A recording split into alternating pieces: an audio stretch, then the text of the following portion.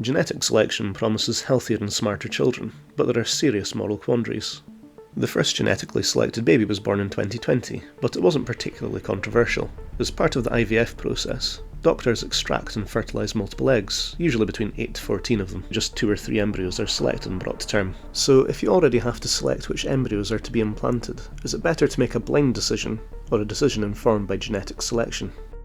It's hard to answer this question without knowing the exact benefits. However, polygenic scoring has become a very precise science over the past decade, with researchers now able to predict not only intelligence but also disease risk, irrespective of socio-economic status. By collecting over 1 million genomes, researchers collected data not only on an individual's income, health, height, intelligence and personality, but also on their genes. Researchers then used statistical models to compare people with similar genes across a variety of backgrounds. By doing this, they were able to compare individuals with similar intelligence levels who were born in poor families with those from wealthy families. The same was done for a variety of traits.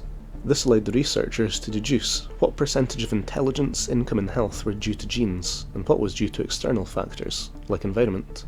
With this data, scientists can check the DNA of embryos and make accurate predictions with regard to their cognitive abilities, as well as estimate their disease risk. This comes at the cost of around £1,000 per embryo, which is significant, but it isn't necessary to screen every embryo. In fact, the benefits of scoring just 5 embryos can allow prospective parents to reduce their future child's risk of, say, type 1 diabetes by 72% on average. Even screening just 3 embryos can reduce heart attack risk by 47%, prostate cancer risk by 20%, and breast cancer risk by 15% on average. Genetic screening also allows for discovery of monogenic diseases, that's diseases caused by a single gene, such as sickle cell anemia, or the detection of chromosomal abnormalities like Down syndrome. As these technologies advance and are more widely adopted, prices are expected to drop. The cost of mapping a genome has already dropped from around $1 billion to $1,000 over the past 20 years, and it's quite likely in the future that IVF procedures will include embryo screening by default. As far as cognitive ability goes, screening 10 eggs would lead to an average IQ gain as great as 9 points. That's the difference between being average and being in the top 25%.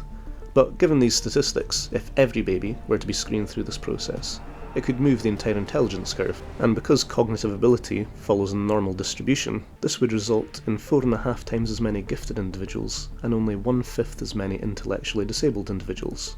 To be specific, that means someone with an IQ below 70. And this process would be iterative, since intelligence is roughly 80% genetic, resulting in each successive generation becoming more intelligent. But it's not quite that simple. There are activist groups who consider genetic screening immoral, and it's not necessarily the case that the most intelligent embryo is going to have the lowest disease risk.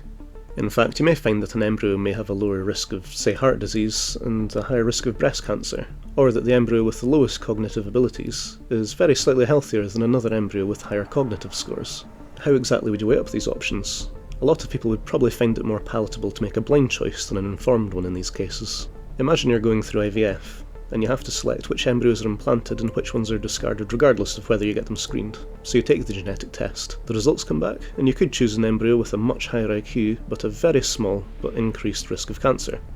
Let's just say a 2% increased risk. Could you make that decision, knowing that one day, if your child was to get cancer, God forbid, knowing that you could have reduced their risk, and knowing that you were the one to roll the dice on their behalf?